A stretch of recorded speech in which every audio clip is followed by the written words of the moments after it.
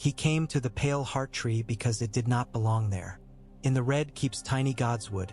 The southern gardeners had planted a pale, listless weirwood as if to placate a northern heart that would not be placated, and Eddard Stark, Lord of Winterfell, laid his palm on its sickly bark and felt only the whisper of sap straining in foreign soil. The air smelled of the city. Smoke and brine and horse piss and the faint musk of too many lives tangled together, and beneath it all, a trace of incense that crept even here from the great sept whose bells ruled the hours. He closed his eyes and listened to the faint trickle of the little brook that had been coaxed to run between tame ferns. They had tried to fashion a forest in stone, and the forest knew it was a lie. "Father!" He opened his eyes. Arya stood at the edge of the path, hair in tangles, tunic too big, needle at her hip as if she were an unblooded squire. She had dirt on her left cheek. "Syrio says I move too loud," she muttered, "and that I let my feet think before my eyes." "Wise counsel," Ned said. He had not learned to love the Bravosi's strange prancing dance, but he could not deny the light that had ignited in Arya since their lessons began. He brushed his wife's needlework from a bench. The threads left by Sansa's maid were delicate vines of green, abandoned when the hour bell had sent her to the queen's presence. "Come sit. You tread softly enough for me." She came at once, swinging her feet. "Sansa says the queen has a new gown of green velvet with little lions worked on the sleeves. She says the queen's maid had to pick out all the stitches twice because the gold thread kept breaking. Is it true the faith keeps an entire room of thread spun by septas who never speak?" "I expect the faith keeps many rooms of many things," Ned said. He watched a dragonfly skim the water and return to a patch of sun. "Why do you ask?"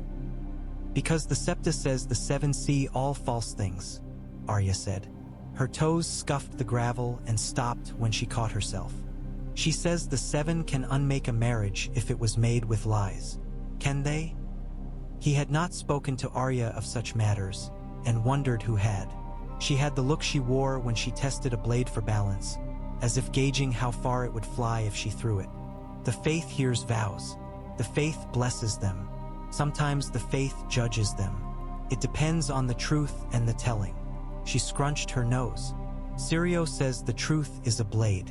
Either it cuts or it does not." "Wise counsel," Ned said again. "Is the queen lying?" Arya asked, quick as an arrow. "Sansa says I must not ask rude questions. But I cut my meat and I wash and I bow. I may ask one rude question, and that is it." Ned's hand tightened on the edge of the bench, then eased. "There are questions that are not for you," he said. "Questions that belong to men who have sworn oaths to hear them and hold them safe." "I knew you'd say that." Arya hopped down. "Syrio says if the cat won't leap, the mouse will climb." She made a face. "I don't think that means anything." "It means you should go and practice," Ned said, and kissed the crown of her head. He watched her run, light on her feet until she remembered to be lighter, and then she was a streak of shadow beyond the ferns. The dragonfly rose and settled again. Ned sat with the heart tree and felt the pulse of the city pressing toward him. 1,000 petitions he had not yet heard, and one he must. He had been Hand of the King long enough to count the cracks in the court's walls. Some were no more than the ordinary fissures of men whose homes lay far away and whose dignity bruised easily under coarse jests and southern heat. Some ran deeper. On certain afternoons one could walk the vaulted corridors between the Tower of the Hand and the Royal Solar and feel a thrum in the stone as if it remembered a different shape, a different purpose. The Red Keep had never been his hall and never would be. He rose when he heard the soft footfalls, softer than Arya's attempts could ever be. Ser Barristan Selmy's white cloak caught the last light falling through the cypress limbs, a strip of snow against shade. "My Lord Hand," the old knight said, "there is a petitioner at the back gate of the Hand's Tower who refused every door and every guard. He asked for your ear, and said he would wait until Winterfell's snows melted if he must." "Who?" "Varys," Barristan said. "He came by the Sally stairs of the kitchen yard in a litter borne by mute men. Then he has something he does not wish seen," Ned said, a prickle moving along his neck. "Thank you, sir." Varys waited in the dim stair where the stones sweated in summer as if water bled from them. He was a soft shape in softer silks, powdered and perfumed so that one nearly forgot the locked door and the feeling of eyes in the very cracks of the mortar. "My lord Hand," the spider said with a low, exquisite bow. "How faithfully your guard keeps the inner passages. I should have fainted thrice before arriving, had I not eaten a fig soaked in sweet wine." "Speak," Ned said. "I have little patience today. Then I shall not waste what precious coin I have." Varys spread his hands. Against his stylus fingers the gold rings winked. "The king rides to hunt tomorrow, with more wine in his belly than sense in his head. It pleases the queen to send a page who is eager, and a wineskin that is eager, and a boar that is eager, and those eagernesses may all coincide." The stair seemed to hum again. Ned said nothing because there was nothing to say that was not a snarl. "I will not say that the queen wrapped the wineskin herself," Varys went on delicately. "I will only say that the boy Lancel has received more favors than a cousin's deserve, and that a wineskin may be a sword if one holds it wrong. Forgive me, I am a coward. I like my kings upright." "Why tell me?" Ned asked. "I am a loyal subject," Varys said, with a small apologetic turn of his mouth. "It is a failing of mine, and there are other loyalties I tend that require a king whose head is not on a spike. You are an honest man, Lord Stark. There are times when that is the same as being a slow man. I would have you be quick." Ned breathed through the old, clean ache of anger. "What do you want of me?" "Only that the king's quill finds the right words should his hand tremble," Varys murmured, "and that the High Septon hears what his bells must say in a timely fashion. The faith loves ceremony. It also loves justice, when justice does not threaten its own robes." "And you?" Ned asked. "What do you love?" "Peace," Varys said. "Small children, cakes, and the sight of less blood in the gutters than there would otherwise be." He looked up demurely. "If you were to summon a certain pious man tonight to the Tower of the Hand and show him a certain book of lineages, and a certain list of blonde-haired bastards of a certain queen's father, well, bells ring louder when they are set swinging early." Ned's hand found the hilt of his honor and squeezed and let go. "I will send for the High Septon," he said, "and for Ser Barristan, and for the Master of Laws." "Ah," Varys said, "Ser Barristan will bring your honor with him, and Master Renly will bring his own weather, which does not always agree with the day. I beg you, my lord, strike while the king still breathes. Afterward, the wind will take its own counsel." He bowed again, a flower folding. "I congratulate you on your godswood. It is most restful. I am told the weirwood bleeds when one carves a face. How miraculous. Here in the south we prefer our statues to hold their tongues."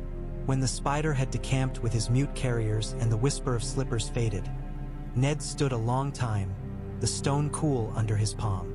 Then he said to Barristan, who had waited like a tree, "Send for the High Septon, quietly, and bring the book of the lineages from the small council chamber.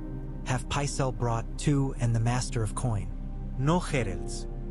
"Lord Baelish," Barristan said. "Littlefinger has too many doors," Ned said. "I prefer walls." The High Septon came wrapped in lace and gems and sweat. He was not the rag-robed sparrow of tales yet to be sung, but an old man powdered into holiness whose attendants dabbed at his brow with cloths steeped in rosewater between bows.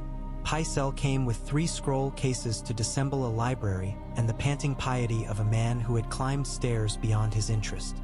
Renly came bright as a summer island bird in green and gold, cheeks smooth, eyes amused. Ser Barristan stood a little apart, his white cloak draped without stain. "Your Grace," the High Septon began, and blinked when Ned corrected him gently. "I am no grace, I am a hand, and I ask the faith's ears for a matter that touches both throne and altar." Ned motioned to the table. On it lay the Book of Lineages with its brown leather swelling and the ledger of harbor fees and coin shipments sealed by the Master of Coin for these 10 years, and a small stack of lists written in a crabbed, neat hand. The children of a dead king, their hair, their favored games, the names whispered to them by mothers who remembered. "Lords do not send for the faith at night for trivialities," the High Septon said. He tried to sit, thought better of it, and remained standing with the effort dignity required. "Speak," Ned spoke. He spoke of hair black as coal throwing a long shadow backward and forward through Targaryen generations, and of gold that did not bend, and of the seed being strong when the seed was Baratheon. He spoke of guild records that showed Moon Tea purchased more than a queen's honor would have, and of a trial of knighthood before the closed doors of a lady's chamber, and of stable boys with pale brushes who might father nothing but a bastard and yet never a prince. Pycelle harumphed, mouth pursed as if he had eaten a lemon. Renly toyed with a gold clasp and pretended not to listen. The faith requires more than hair to undo what the faith has bound. The High Septon murmured, but his fingers, heavy with rings, trembled a fraction. An oath is not a shoe that can be pulled off when it pinches. Nor is it a shoe that can be worn on the wrong foot without limping, Ned said. If a woman weds a man intending never to bed him, and takes her brother to her bed, and raises up false heirs in the sight of the mother, is that a marriage in the eyes of the seven? Or a lie told at an altar? The High Septon's attendants dabbed. Pycelle rummaged and produced a scroll with a flourish. If this were true, and I say only if, he wheezed, then the remedy lies in a proclamation of bastardy and an act of the Lord spiritual and temporal to recognize the next lawful heir. It is not for the faith to unmake a king's wife. The faith can declare a union void ab initio under fraud, the High Septon said, eyes narrowing as if trying to see through his own powder. There is precedent. Septon Matthias wrote upon it in the 110th year after the conquest, in the case of Lord Edric of Tarth and his bride who was a twin to a hedge knight she preferred.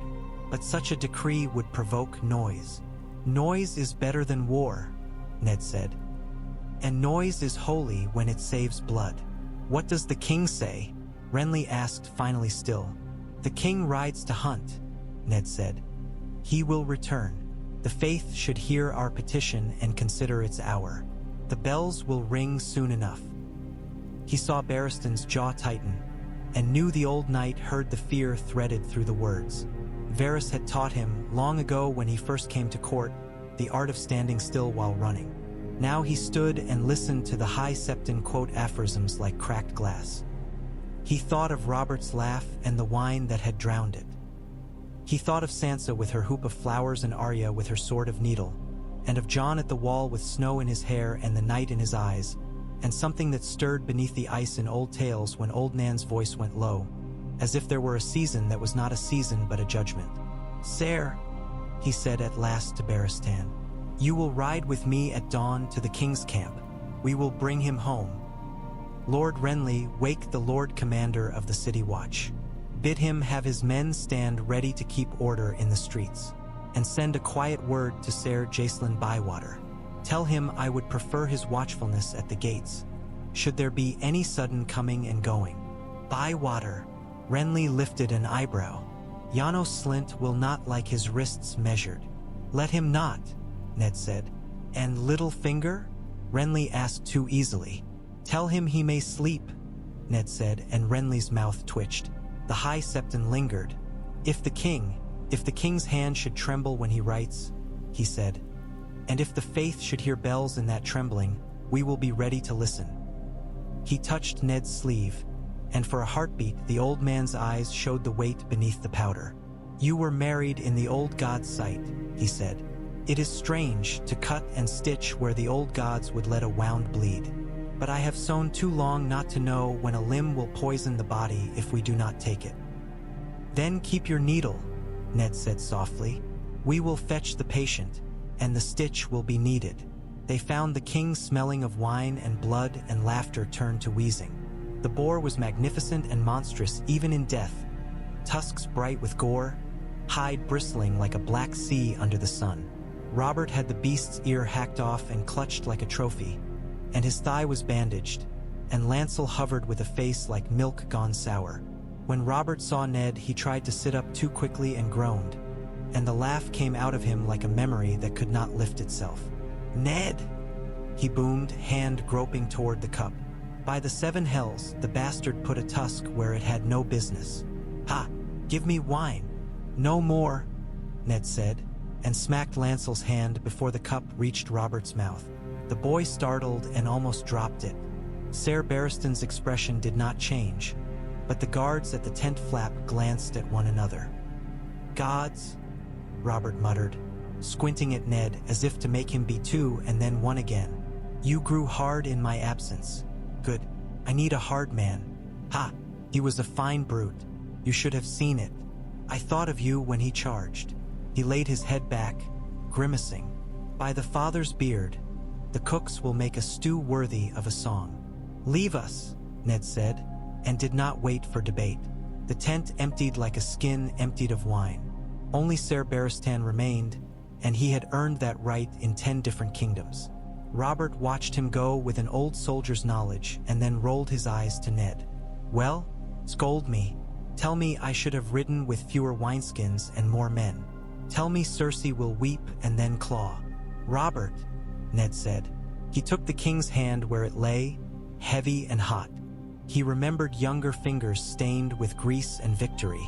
"You must write." "Kings do not write," Robert muttered. "They roar and someone else writes. Gods, it hurts." "You must name your heir," Ned said. "By name, not my rightful heir. Not as the law shall judge. Name him." Robert stared at the tent roof and then at the cup on the low table. "Joffrey is a little shit. Name Stannis," Ned said, and the name hung like steel. Robert's mouth twisted. "Stannis," he breathed, a sound like bellows with holes. "Stannis has the soul of a maester and the face of a pox. But he is my brother, a hard man. He will hold the kingdom fast in his fist until it screams. Perhaps that is what the realm needs. Joff has Cersei's eyes." He winced. "By the warrior, it hurts. Give me the quill." Ned took the parchment Barristan had ready and wrote with a speed that surprised him, each letter a small step across a river. The words were simple. "I, Robert of House Baratheon, being of sound mind, and mindful of the wounds I bear, name my brother Stannis Baratheon my lawful heir to the Iron Throne and to all rights and duties thereunto given." He put the quill in Robert's hand. The king's grip was weak, but the stroke firm enough to be read. "Tell him," Robert said, and a shadow of the old mischief skated across his bruised face. "Tell Stannis he may sit on my chair, but if he breaks it with his sour arse, I will rise out of my crypt and thrash him." "Ha! Gods! Wine! Water!" Ned said, and raised the cup to his lips himself and then his friends, giving him only what a parched man needed. When Robert slept again, the snores rattled the tent poles. Ned sat beside him while the afternoon deepened, listening to the slow saw through the king's chest. Ser Barristan said little. Sun fell to amber. Men stepped lightly outside. The smell of meat rose.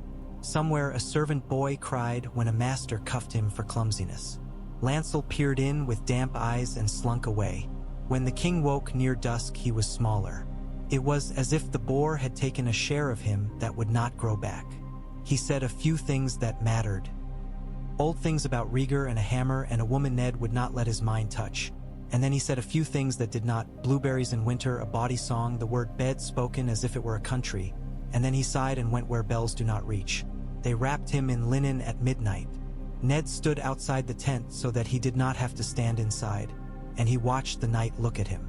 Men whispered around him the way they whisper around a fire they are going to leave. Ser Barristan stood at his shoulder, an old tree shading a bench. "It will be morning soon," Barristan said. Ned nodded. "Send a rider to Storm's End," he said. "Make him take ship from Rosby if the roads are watched. The letter will bear the king's seal. The High Septon must be woken. The bells must ring. And Ser Jacelyn Bywater must replace Janos Slint by sunrise if we have to hold Janos upside down by his ankles to shake the keys out of his pockets." Barristan's mouth compressed in something almost like a smile. "Ser Jacelyn will not sit in another man's chair lightly. Then he will sit in it heavily," Ned said. "Tell him the hand commands it, and the king's last writ expects it." At dawn the bells began, slow and ponderous as if they dragged a net full of stones behind them. King Robert was dead, and the city shifted under the knowledge like a sleeper rolling onto a sore limb. The fishermen spat, crossed themselves to father and mother, and pushed out anyway. Bakers cursed and opened their ovens. Most men drew breath and went on being men in the morning. In the Red Keep, the corridors filled with the rustle of silks and the scrape of boots and the sudden urgency of those who lived behind doors that might open differently now. Cersei sent for Sansa before the bells finished their first hour. The girl went under the watch of Septas like a lamb within a circle of robed shepherds. Arya tried to follow and was caught by a hard hand and a gentle voice. Jory brought her to Ned with an apologetic tilt of his head. She would climb the curtains, Jory said, and Arya scowled magnificently at both of them. Stay with Syrio, Ned told her. Keep your feet quiet. Do what he says. He wanted to say, I will fetch you both when this is over, but there is always one more thing to fetch. The High Septon came to the Tower of the Hand with a face washed clean of powder for once. He looked smaller without his mask. His attendants fluttered. With him came two silent sisters to remind the day of death's patience. Pycelle arrived groaning as if the steps had personally insulted him, and Renly came all green and gold and bright restlessness. He Queen has sent a summons to the Lord Commander of the City Watch, Pycelle wheezed, and to Ser Meryn of the Kingsguard. She desires that her son be crowned at once to spare the realm uncertainty. The realm will be spared, Ned said. It will not be spared haste. Renly touched his sword pommel with idle fingers. The City Watch will never abandon gold for duty, he said. Jean, I see you have improved their Lord Commander. Ser Jacelyn, Ned said, looking to Barristan, who had arrived bathed and pale as parchment. Your men. The White Sword Tower stands ready for command, Barristan said. We serve the king. The last word was a stone laid on a riverbank. They went down to the throne room together. The hall filled like a wine cup placed under too eager a skin. Lords milled, some in their best, some with haste still clinging to their laces. The small folk thronged the outer spaces, waves pressing toward a rock. The Iron Throne loomed with its knives and shadows like a thing that had grown where it sat, feeding on oaths. Cersei came through the west doors, arm in arm with her son. Joffrey looked like a falcon fed on goose, pale, handsome, hungry. Behind them, Jaime moved like a man in a song where the rhyme was his name. The queen's hair shone like something spun by the sun, and her smile was a thin gold blade. My lords, Cersei began, but the High Septon moved, and the bells clanged from Baelor's Great September, and all at once the time that had been waiting stood and spoke. By the will of the seven who see truth, the High Septon said, and his voice, when he used it, was vast. By the Father's beam and the Mother's mercy, hear the bells. Hear that the man who sat our realm's throne has gone to the stranger's hall. Hear also that vows spoken in the sight of gods are not cloaks for lies. He raised a trembling hand, and it did not tremble now. The faith received a petition last night. We have examined it and weighed it and found it heavy. The union of Robert of House Baratheon and Cersei of House Lannister was bound in pretense and maintained in falsehood. The queen, taken in adultery, conspired to fill the king's house with spawn that are not his. In the sight of the seven, such a union is no union, and its issue no heirs. For 3 heartbeats there was no sound. Even the breath of the hall held itself. Then everything broke. You dare. Jaime's hand was on his sword. Steel hissed. Ser Barristan stood in his path like winter. Ser, he said, a whisper on a sword's edge. Do not. Joffrey made a sound like a strangled boy. Cersei's smile had not moved. You fat? Someone shouted, unable to decide which oath fit the High Septon, and the hall's feet turned and ran in panic and rush. Behind, the gold cloak stepped where Ser Jacelyn had told them to step. They moved as if they had trained while others slept, a hard wedge between Lannister Crimson and Baratheon Black. Swords cleared scabbards with the language steel speaks. Stay your blades, Ned called, hearing his voice without hearing it. Ser Jacelyn. Order. No blood. Ser Barristan. To the queen, Barristan's sword whispered once. Jaime's eyes widened with something that was not fear, and he stepped back with grace enough for a better day. Cersei looked at the High Septon as if she would blind him with her gaze. The old man did not flinch. He had likely looked death in the eyes many times in his mirror.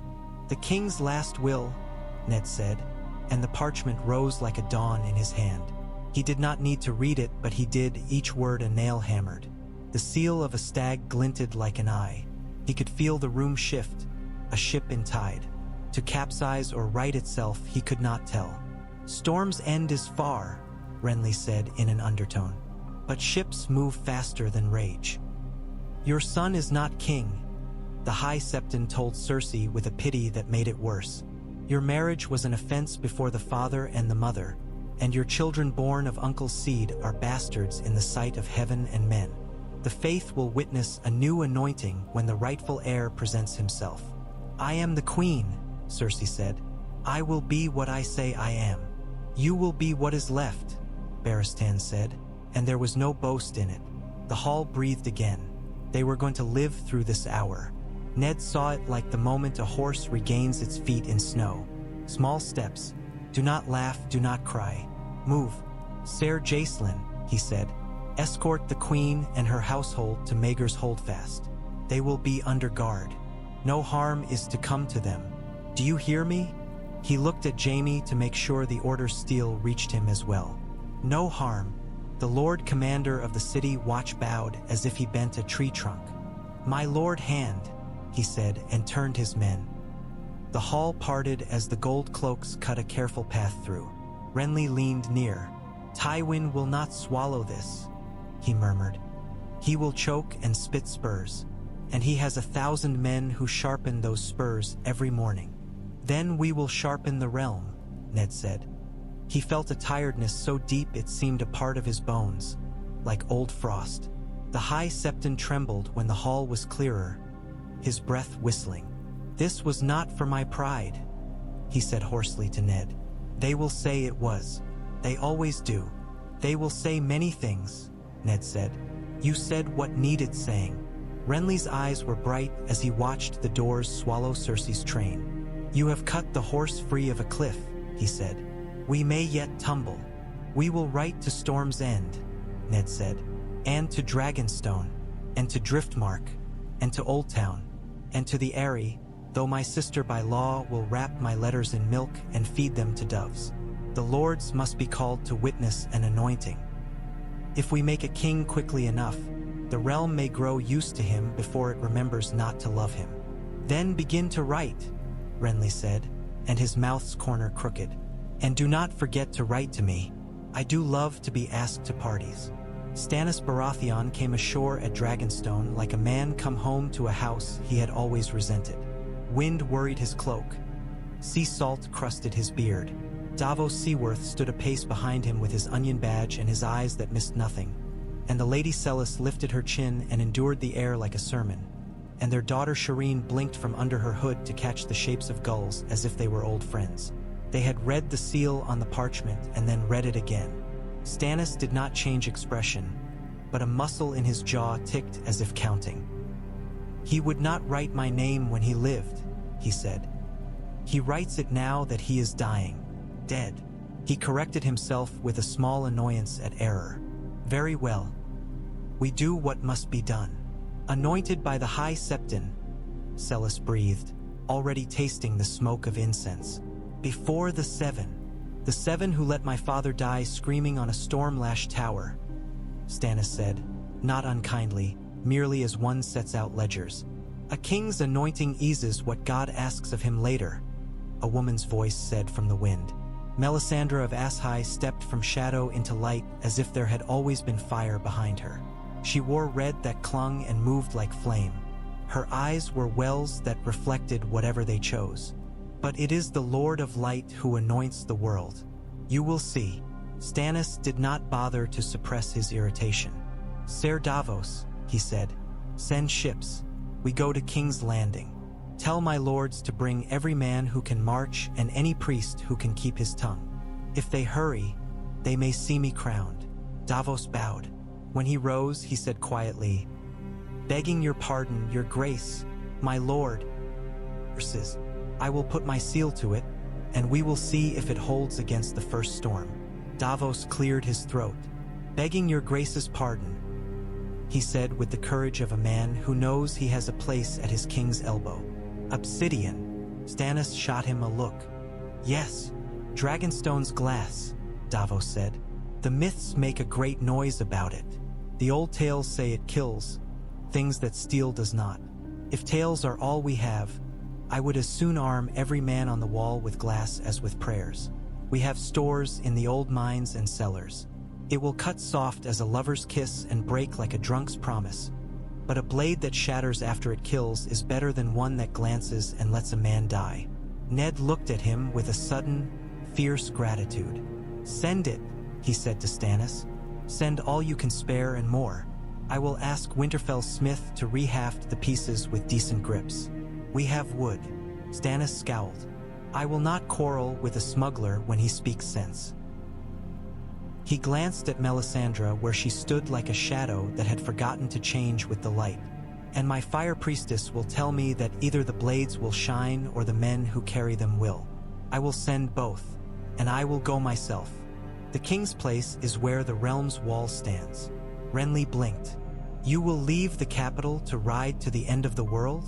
"The end of the world has teeth," Stannis said levelly.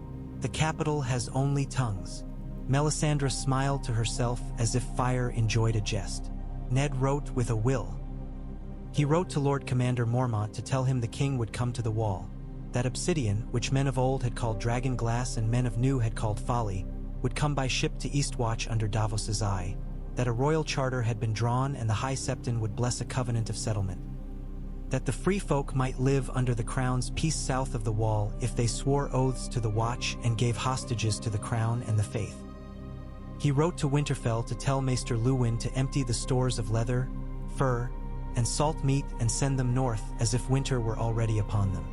He wrote to his wife and did not write about Jon in a way that said, "I have not forgotten myself or you."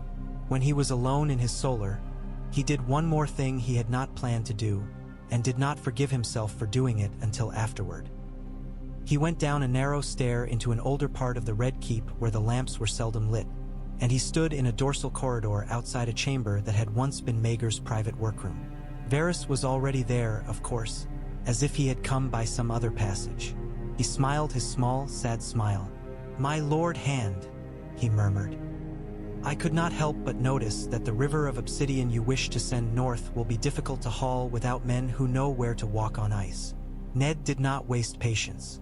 "You chatter too much when you want to be paid. Speak. There are those in the Queen's intercepted train who will be eager to trade their lions for their lives," Varys said. "One of your Peter's whores knows more than she should about a certain Lannister cousin who collects debts in the Street of Silk and the Street of Sisters. If one were to arrest the right men, certain secrets about the Queen's bed might remain muffled, and certain others might come unwrapped. Trade is trade." His eyes flicked like little fish. "There is also the matter of the boy with the direwolf."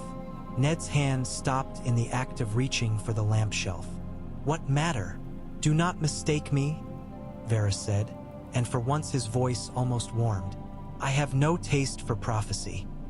It tends to make people do stupid things, and the blood spilt never dries properly. But there are those in your new king's retinue who will look into flames and see shapes they like. And there are those shapes that look like a boy with a dire wolf and the smell of winter and a crown under snow. If such eyes look too closely, they may see through the smoke to where he came from. And then your honor will be of no use to him." Ned's throat was suddenly too small. He tasted stone. "You say this to have me in your debt. I say this because I have served many kings and all of them have wanted to burn something to keep warm," Varys said tightly. "Protect the boy. Tell your king something to keep his priestess busy. There is a smith in the Dragonstone arsenals who makes excellent toy soldiers. Perhaps she can stare at them in the fire and see the future of a battlefield. Keep her eyes away from the wall. Fire makes snow melt even when we wish it not to." "I know who he is," Ned said, the words tearing out of him with more pain than he had expected. "I have always known, and I will not give him to any god." "Then you have my unexpected admiration," Varys said. "Do not fret. It is fleeting. I am a shallow man, but I care for the realm, and it will breathe easier if your son, your boy, lives long enough to become only himself." Ned left him in the old corridor and went up into the day where he could forget the sound of his own voice saying a thing it had vowed never to say. He carried that sound to the godswood and put it at the heart tree's roots and asked the leaves to cover it. The pale bark was no truer for his confession, but perhaps the old gods, who loved what grew where it had always grown, would still hear a father where he stood, even in a Southron garden. The king came with standards snapping like whips in the cold wind and torches that smoked even in sunlight. The glitter of steel died at the foot of the wall, swallowed like fireflies by winter's breath. Stannis Baratheon wore a cloak of brown fur. He did not enjoy and the face of a man who is determined not to lose even at snow. The queen's men had followed, their red sashes bright as blood on the white yard. Davos came with the ships to Eastwatch and a grin. He could not entirely hide when he saw the mulled wine the watch produced like wizardry and the stacks of obsidian chunks stacked like coal. Melisandre walked over the yard without sinking, as if the snow found her too hot to hold. Mormont looked like an old bear who had heard something worth growling at. "Your Grace," he said, bowing as much as the cold would allow. "I am Jeor Mormont, Lord Commander of the Night's Watch. The Wall welcomes you. She does not do this often." His eyes slid to Ned. "Lord Stark, or should I say Lord Hand?" "Both will do," Ned said. He enjoyed the chafe of cold in his nose the way a man enjoys a well-made axe in his palm. Stannis's glance took in everything and judged it. "I do not approve of walls," he said. "They keep men out who should be let in and let men in who should be kept out. But this one keeps out something that needs keeping." He looked at the obsidian with no awe. "Black glass for a black winter. Good. My smuggler spoke sense and for once was not beaten for it. Davos, Your Grace." Davos's breath made a plume between them. "I put the crates on the ramparts under guard. The men here know how to shape it better than a smith who has all his fingers.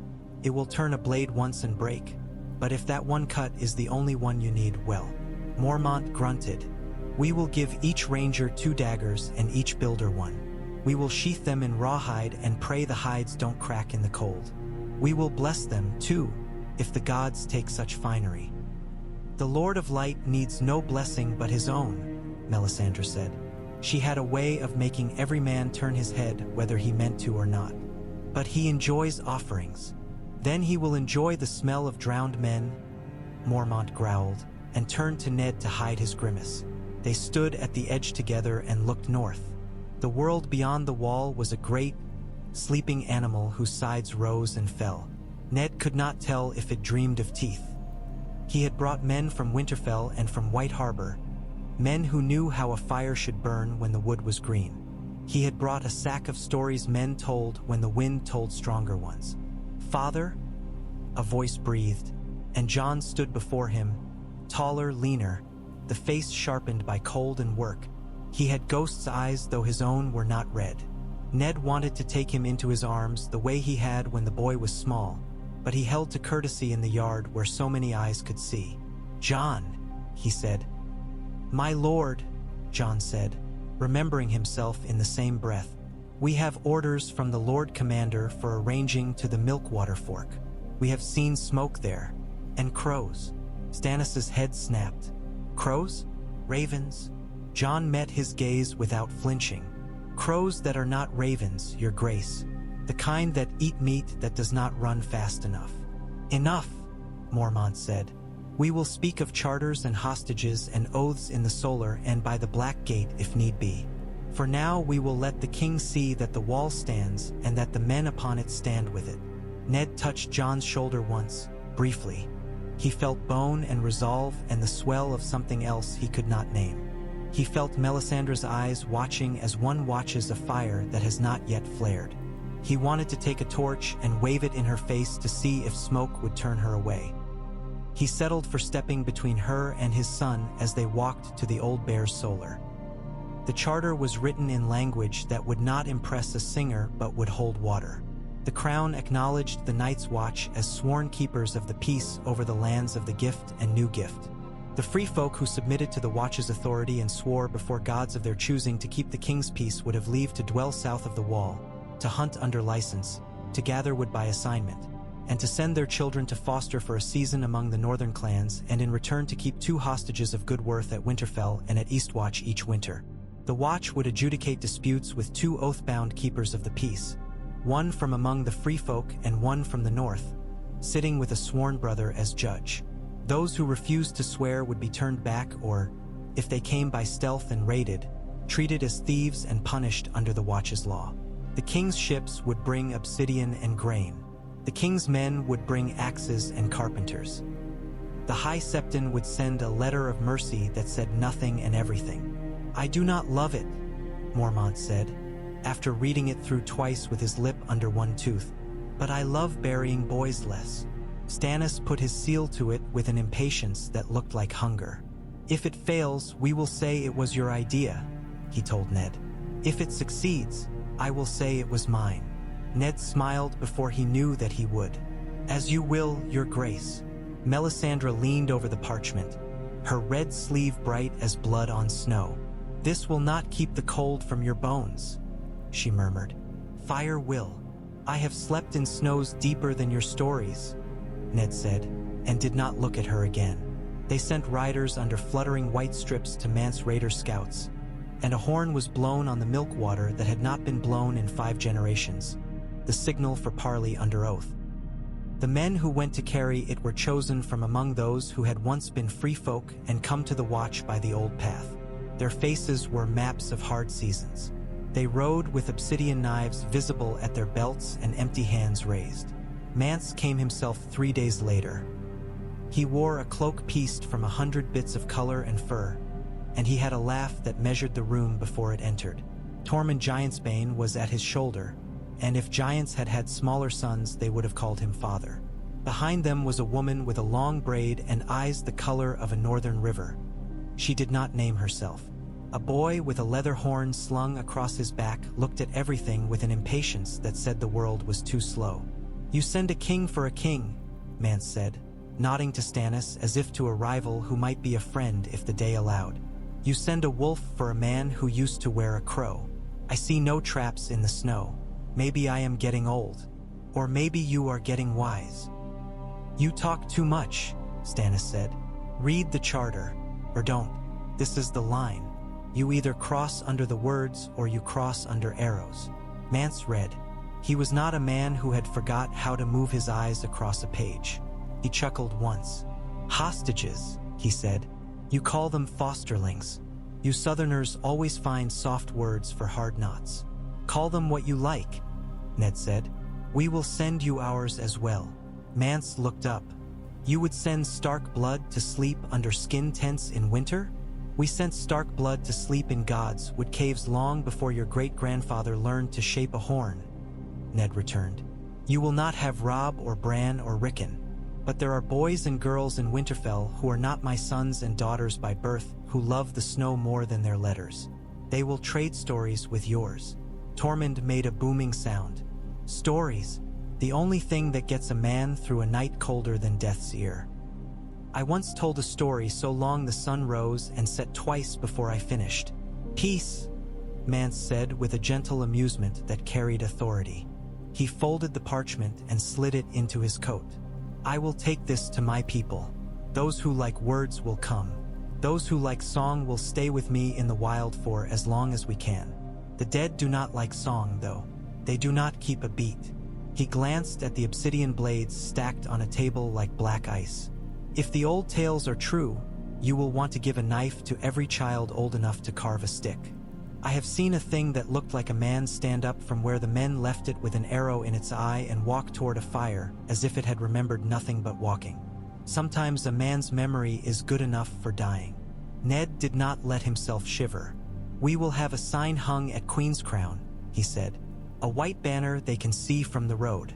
They will go there and be processed, measured, fed, and gotten warm.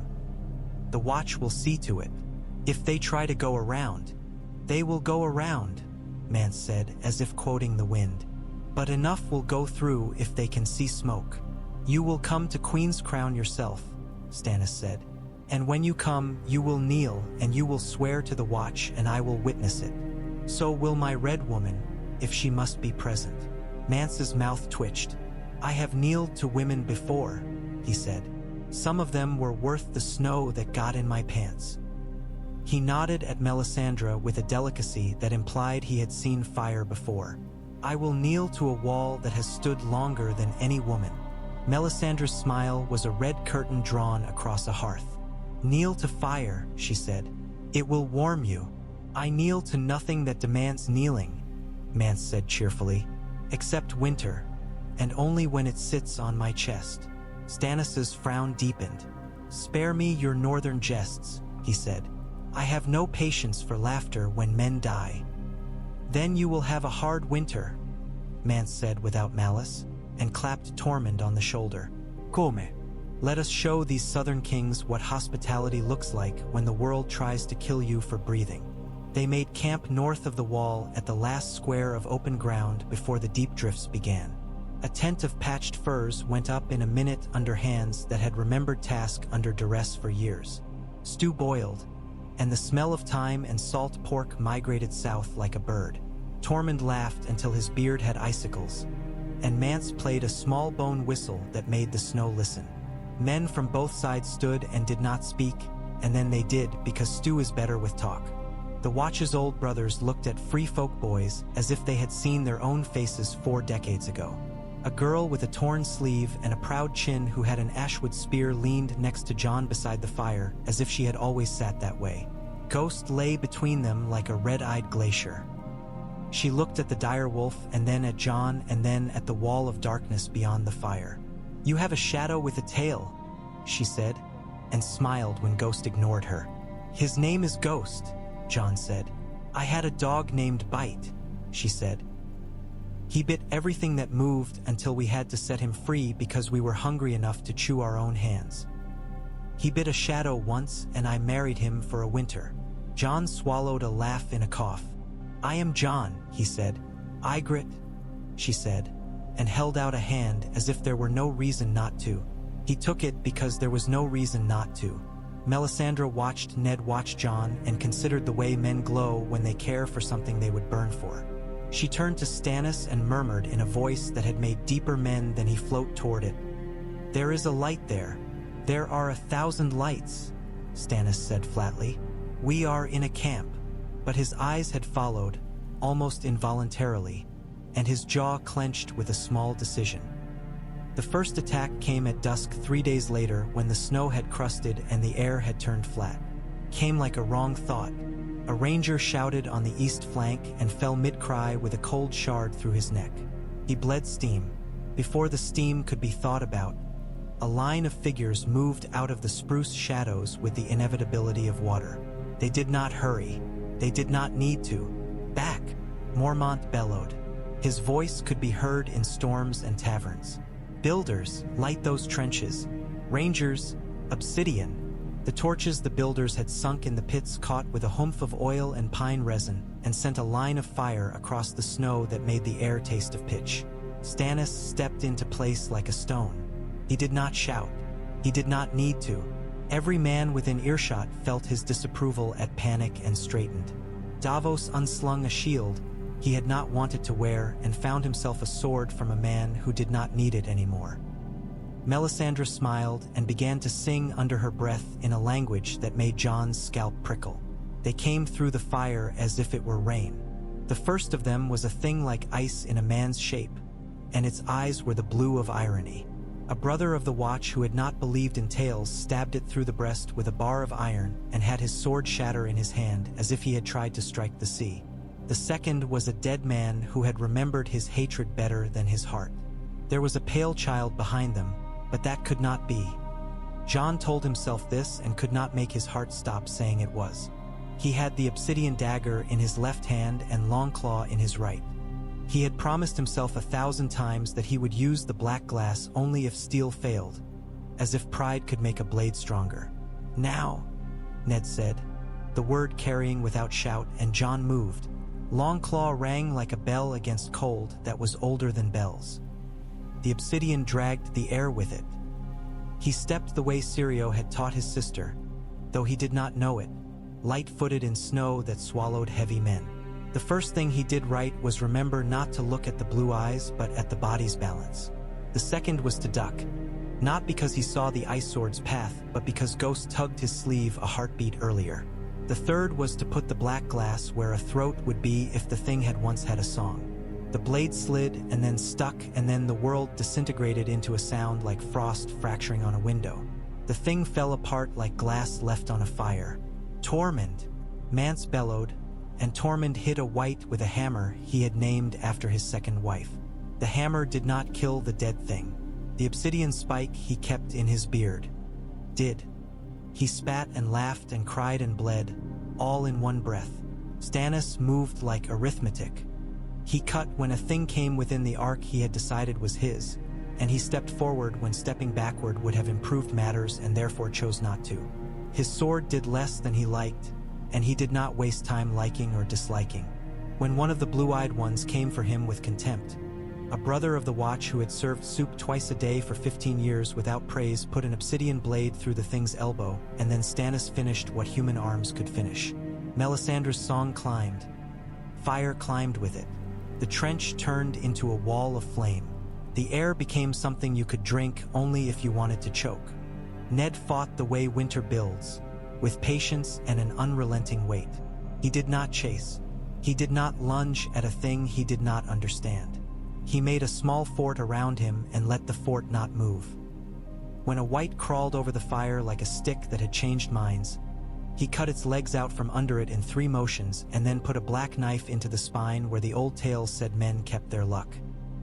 He did not look at Jon except to know where he was and to stand between him and the Red Priestess's gaze whenever he could. He had learned that sometimes a man's shadow could be a wall. The thing that had been a child made a sound that made men's guts fold. Jon heard it and felt something in him want to step forward into it. Ghost snarled and bit his calf, hard enough to startle, and the spell broke. Jon moved the way the cat he had watched in the rookery moved when it stalked a sparrow.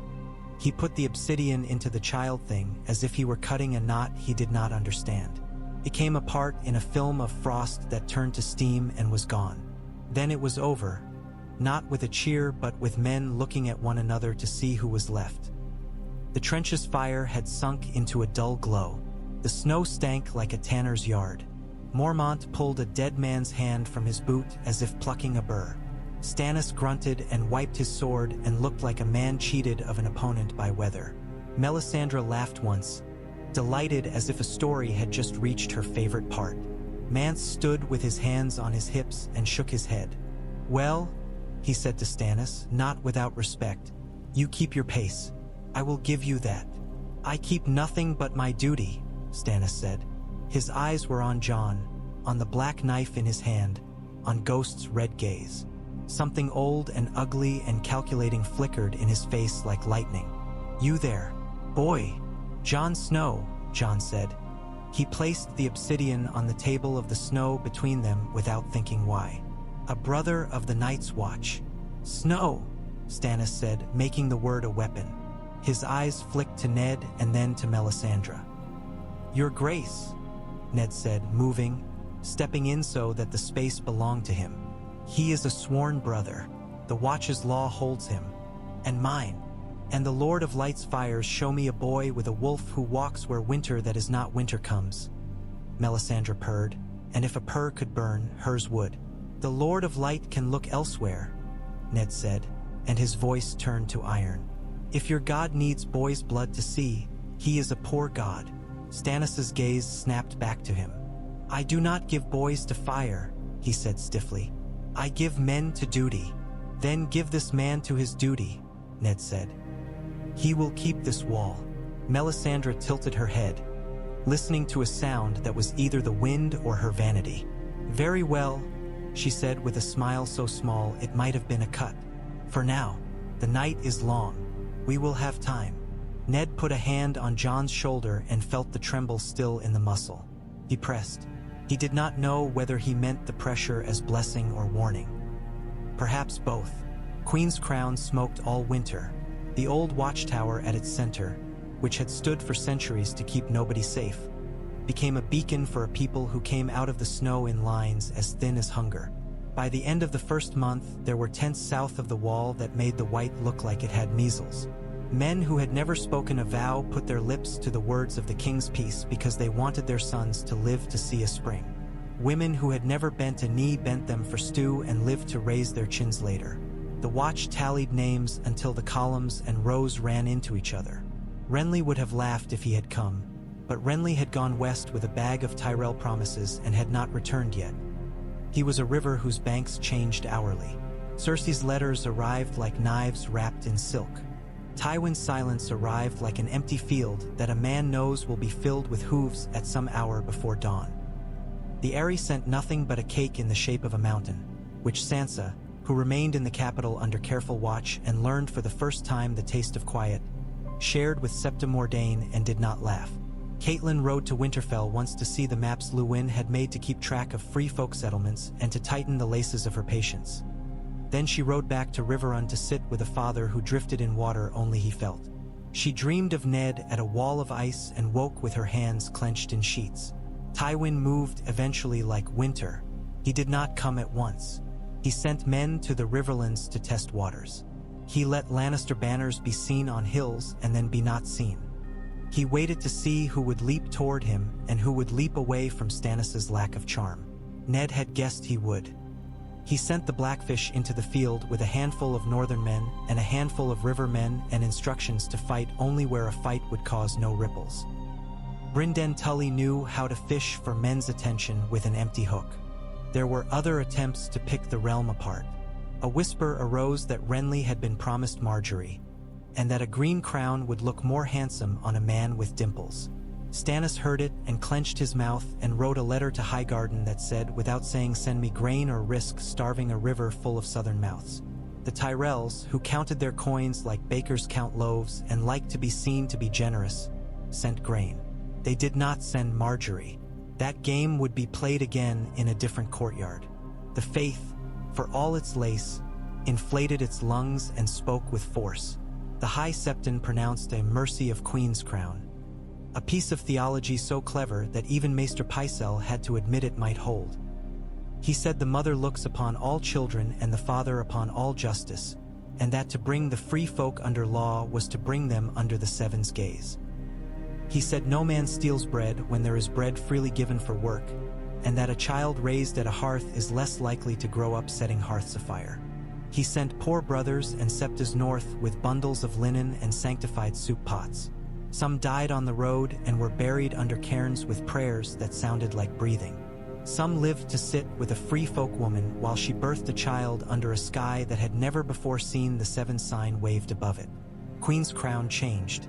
The old watchtower was repaired with stones that had seen more serious uses. A hall rose by degrees.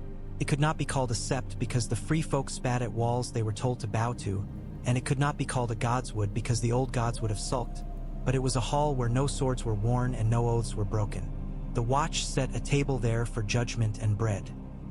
Ned sat at it 4 times that winter and 3 times in spring, hearing quarrels about wood rights and 2 boys who had kicked each other's shins until one lost patience and a dog. He found he did not mind such quarrels. They meant the dead had taken a day off. He rode once to Long Barrow to see a ring of stones the free folk swore was older than the wall, and he put his hand on one and felt a hum that might have been the world breathing. He later told Mance in a half-smile, "Your stones sing." And Mance had laughed and said, "Old stones must sing. It is the only tongue they have left." Jon moved between the wall and the camps as if he were born to be a hinge. He did not love the words brokering or liaison, but he learned to love their work. Ghost went everywhere and always found his way back. The girl Ygritte told him stories with the seriousness of a woman speaking of weather. She made the wrong gods sound less certain than they had been in the telling and the old gods more reasonable than he had suspected. She laughed like a fire crackling. Once he almost kissed her and caught himself a breath before, not because he feared his oath but because he was startled by the ease of it. How simple a thing could be in a world that made simple things costly. Melisandre watched him a little less closely after Ned asked Stannis to send her to Eastwatch to bless the ships. She stood on the dock with her hair undone and sang until the sails seemed to catch more than wind. The sailors crossed themselves to every god they knew and some they did not. Davos took his hat off anyway, because not taking a hat off in summer wind felt unnatural, and later told Stannis, "The men will sail harder if they think they are being watched by anything at all." Stannis grunted and did not contradict him. He had learned to tolerate Melisandre's presence the way a man tolerates a scar. It itches and sometimes a finger scratches it, and then one notices one's own hand and stops. Cersei continued to seethe in Maegor's holdfast until seething fermented into something more dangerous. Jaime slipped away one night in a cloak the color of alley shade and made his way west like a man following a string he had tied to his own heart. Ned allowed it. Catching Jaime in the capital would have cost more than he could afford in blood and pride. He had the city watch double the guards on the river gates and left a quiet instruction with Ser Jacelyn that if a dwarf named Tyrion Lannister should slip past with a grin and a sack of jokes, someone should watch where he drank. Ser Jacelyn, whose humor was as dry as salted cod, nodded as if he had fingers made to count. Tywin tested the northern border with scouts and then withdrew. He tested the river and found it wary. He tested the mood of the Vale and found it sour. He sent half a dozen letters to Old Town and received one back that could be read 3 ways, none of them friendly. The only thing he did quickly was place a knife in the hands of a sellsword who stood on a certain bridge at a certain hour waiting for a certain courier. The knife failed to find its place when the courier slipped on a patch of ice and fell onto his arse. Tywin hated winter because it gave all men a share of clumsiness. He bided his time. Time bided him. That is to say, they stared at each other and wondered which would blink first. Spring came late and grudging.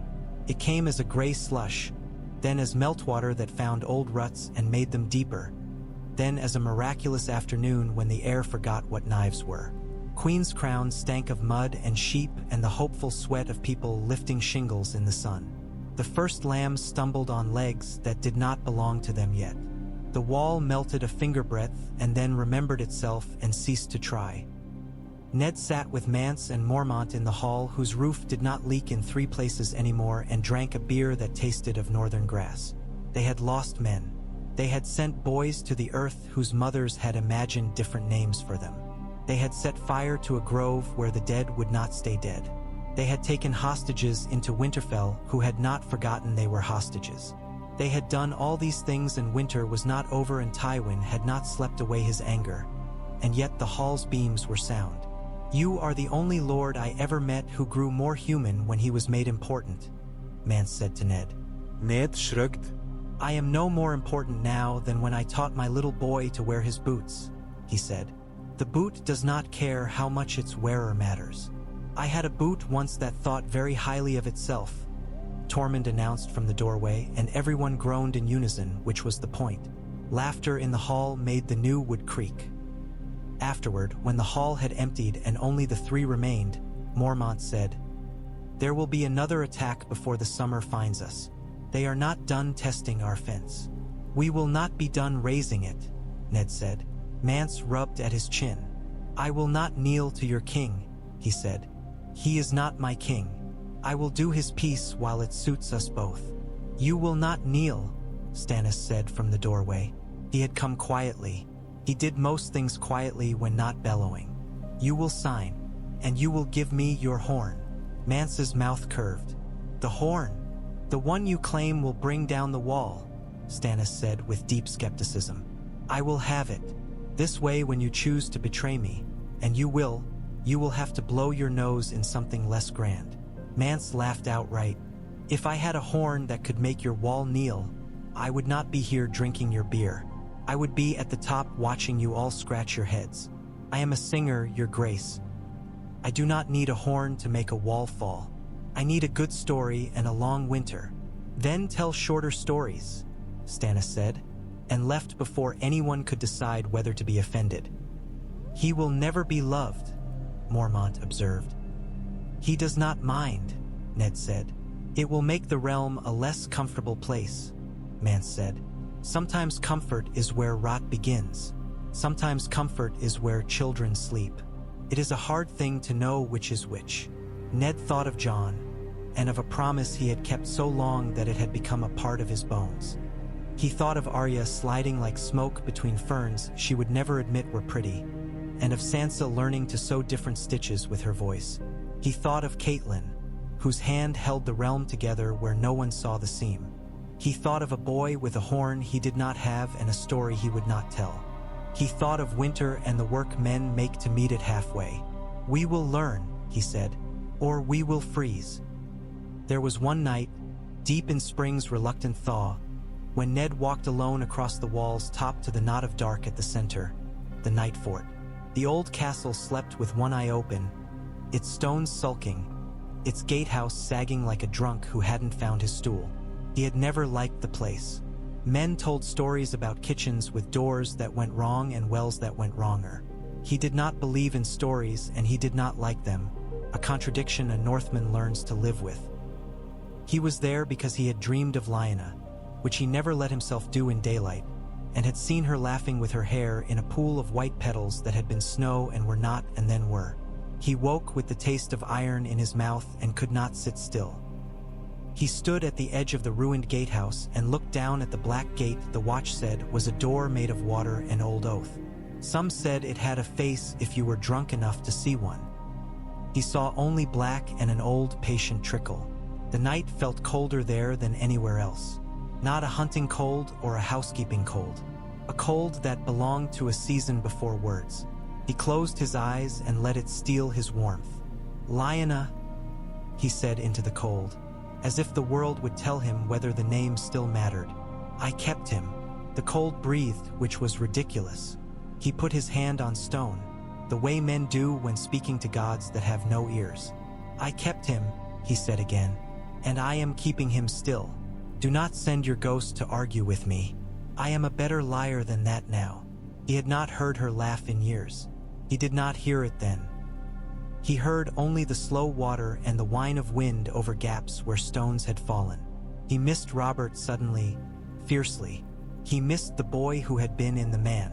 He missed the man even as he cursed the man. He missed the shape of a hammer in air that had once seemed like the safest thing in the world. He said, "I will bring him through this winter, and let the promise settle into the stones where no priest could pull it up afterward." Something moved in the dark beyond the gate. He could not say why his heart did not leap, only that it did not, and that ghost appeared beside him without sound and put a muzzle against his wrist as if to tell him, "This is not yours." He stood a while longer until the cold had taught him humility, and then he turned and walked back along the wall, and every step rang like a nail, and then like a heartbeat, and then like nothing at all. Summer never comes suddenly in the north. It sidles up, apologetic for its lateness, and attempts to make up for it with long twilights. The packs of free families settled in the new gift did not take to shutters easily. They liked nights that told the truth with all the stars. But a fair number of them planted beans and were surprised when beans rewarded the planting. Children laughed like a grace said over long tables. Some of the boys and girls taken to Winterfell for fostering made a game out of not liking the taste of stew and then liked it anyway. Sansa sang less often and better. She had discovered words that were not made to please queens. Arya had discovered that she could cross a courtyard without any man seeing her cross it, and she was disgustingly delighted with herself. Bran rode out under the care of Hodder and did not cry when an owl flew down then up again. He had known already how tall the world was, and now he began to learn how broad. Robb learned to sit with the Great John and the Small John and to tell stories where the moral was not the Starks always win but we do the work and sometimes the weather says thank you. Catelyn went to Queen's Crown once with a bag of small linen shirts she had stitched herself and found, much to her own quiet astonishment, that she could sit with a free folk woman at a hearth and speak of drying fish. She slept that night and dreamed nothing. It was a mercy greater than the High Septon could put in a letter. Stannis wrote edicts in a hand that made clerks weep and wrote them anyway. He forced 3 crown officers to resign and sent them to their country houses with pensions that would make them bitter and quiet. He made Davos read ugly things aloud to him at supper to keep his digestion honest. He kept Melisandre close enough to respect and far enough to fear. He wrote to Old Town and bullied the Citadel into sending 4 maesters north to keep counts. They went with reluctance and set up counting tables at Queen's Crown and then discovered, to their own shock, that there was satisfaction in writing down how many eyes a settlement had and watching that number rise with life instead of the other way. Tywin drew rein. He did not forgive. He did not forget. He did not move. He had a daughter to salvage and a grandson to unmake, and he discovered that the realm had decided to pretend she had never been a queen at all. His pride turned slow and dangerous as a grindstone. He built and budded and waited for a wind to lean into his sails. The wind considered him and went on considering. In late summer, a raven came to the Red Keep with a letter that told of 3 horn blasts at the Shadow Tower and a line of blue across a far ridge that had not been made of sky. Stannis read it without changing expression, and then he sent it to Ned, and then he sent for his war council as if he had been waiting all day for the bell. The realm might have believed itself reprieved because no lords were riding south to be neighbors, but the real war, the old war, the winter war, had only agreed to begin politely. Ned rode south to speak to the king and left Jon with a hand on his shoulder and an instruction to listen to Mormont first, Mance second, and himself last. "Ghost will tell you when I am wrong," he said, and Jon dared to laugh. The free folks' first harvest under law came in lean and honest. The grain they grew did not fatten them. It promised to. Men do not stop raiding all at once because they have been given a plot to raid less from. But some did. It was enough. The watch's head count grew. A boy who had once stolen a woman's bread because he was hungrier than his pride took the black and wept when he spoke the oath, then laughed when the man beside him whispered. We all wept. We are a damp lot. The mother's mercy hung from the sept's mouth at Queen's Crown, and the free folk called it the hanging cloth and joked as they ducked under it. Septus taught letters where they could and left offerings where they could not. The old gods listened and did not complain half as much as their priests ascribed. The gods have always liked a good story more than they let on, and Queen's Crown was a new one.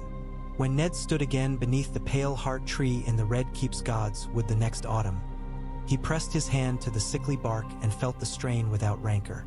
He had stopped asking this tree to be a northern tree. He asked it instead to be a tree. It seemed a kinder request. A page found him there, eyes wide with the way courtiers expected lords to be angry when interrupted.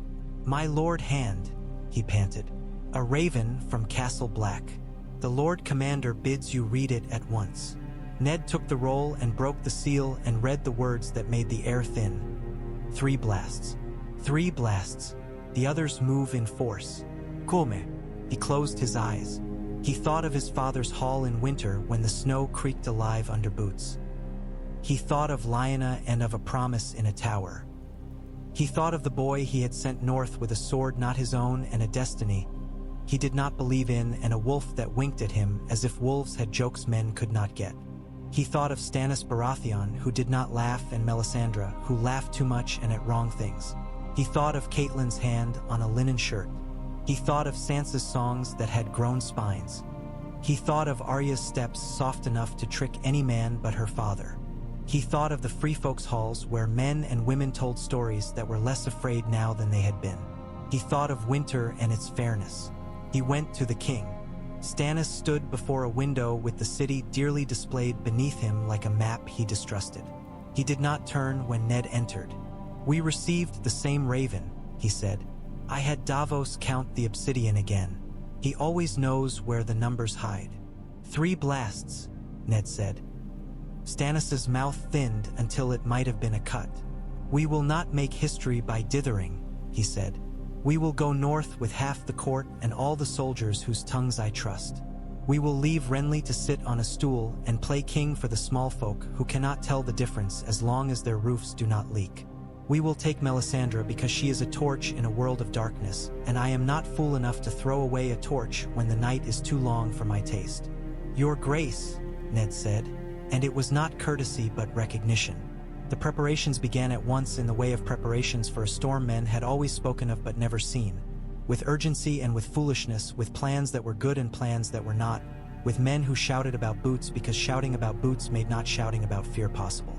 The ships Dave sent back and forth with obsidian came like a pulse. The free folk came in a brown river crossing at Queen's Crown with less grumbling and more weapons. The watch closed the minor gates and opened the main ones. The High Septon wrote another mercy that read more like a prayer. Catelyn sent a letter with no advice in it. It was the most loving letter Ned had ever received. Before he rode north, he did one more thing he had promised himself never to do unless the knife required it. He took Jon aside in Winterfell's quiet court where the first frost kissed the stone, and he told him with all the spareness he possessed about a woman in a tower and a name the world would not allow and a promise made to a dying girl. He said the words as if they were weights for a scale. Jon did not speak for a very long time. Ghost lay at his feet and breathed, a slow bellows. Finally he said, "What am I?" "You are the boy I love," Ned said. "You are my son in all ways that matter to me. You are not my seed, and it was my shame, and I do not repent it. You bear a name that will keep you alive if you hold it. If you put it down, the world will give you another that will not fit. If you take up another name, the world will want to dress you in its colors. I ask you only this: hold fast to the wall. Be Jon Snow. Be a brother.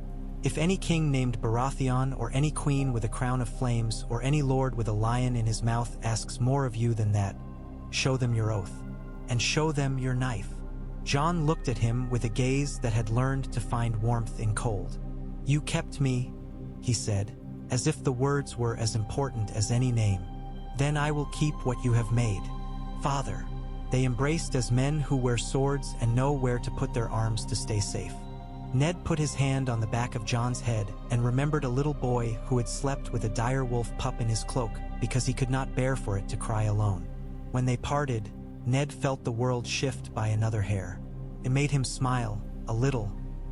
Hair by hair was how a pelt was woven. It was how winter's cloak was weathered. It was how the realm might not freeze. He rode north again with the king, and with fire they did not trust and ice they trusted too much, and with a charter signed in black ink and footed in red blood and trimmed with mercy. The road was long and the wind forgot their names and then remembered and said them wrong. The wall rose and made all their concerns small again and all their duties grand again. They went to the end of the world where the realm had placed its old fear and its young men, and they stood where men had always stood when they wanted to live. They stood together, Northmen and free folk, kings and crows, smugglers and smiths, septas and old gods, wolves and stubborn little sparks of light that refused to go out. They stood and the night came, and when it came it was older than bells and longer than songs, and they lifted their obsidian knives and their steel and their voices and their stubbornness. Ned put his back to the wall and his hand on his sword and his hand also on the memory of a promise he had kept, and he was not surprised to find that the two hands fit the same man. He looked at Jon and saw a boy become a man not through prophecy or kingship or the flattering shapes of fire, but through choices. He looked at Stannis and saw justice where love should have been and understood that sometimes justice is a sterner kind of love. He looked at Melisandre and decided to make no more decisions about fire that night, because the night made all fire necessary. He looked at Mance and thought, we made a pact with an enemy and found a neighbor. He looked at the dark and did not blink first. They held. They yielded some and said no often. They bled. They told stories afterward about small things that had loomed. They told stories during that loosened men's fingers. The blue eyes came and the blue eyes broke and the blue eyes came again. Someone would write later that the realm was saved by kings and charters, by a lawful crown placed on a dutiful head and a marriage pulled apart like a rotten seam before it could poison the wearer. That someone would not be wrong.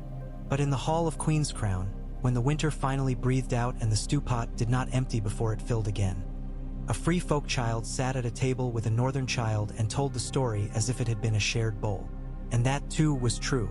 In time, men would speak of the mercy of Queen's Crown as if it had always been there and would call the free folk by names that did not need spitting. In time, Stannis would die as all kings do, and some would say he had never smiled, and some would say they had seen him laugh once when a wolf stole a haunch of meat off his plate. In time, Cersei would carve herself a place among the penitent and wear a veil that hid the teeth in her smile. In time, Arya would step so softly that she would cross the sea without a ship. In time, Sansa would sing songs no queen could bear to hear, and all the small folk would weep to them. In time, Jon would remain at the wall because he had said he would, and because the wall was where the world told the truth. For now, There was snow and breath and the sound obsidian makes when it shatters, telling a story no steel could tell. There was a pale heart tree in a city that would never like it, listening anyway with its thin veins in foreign earth. There were men who chose not to be enemies because the night was too long to give it more mouths. There was a father who had told a truth and found that telling it did not end him but made him more himself. There was a king who wore duty like a cloak and found that it did wield warmth when other men stood under it. Winter came, they met it, and when spring crept back, ashamed of how long it had been gone, it found more men alive than it might have and more stories ready to be told about a night when the Seven's bells and the old god's ice sang the same song for a little while, and a wall stood because men had gathered, crowned, kneeling, bastard-born, lawful, lawless, and said the oldest words the realm possessed. We keep, we keep, we keep.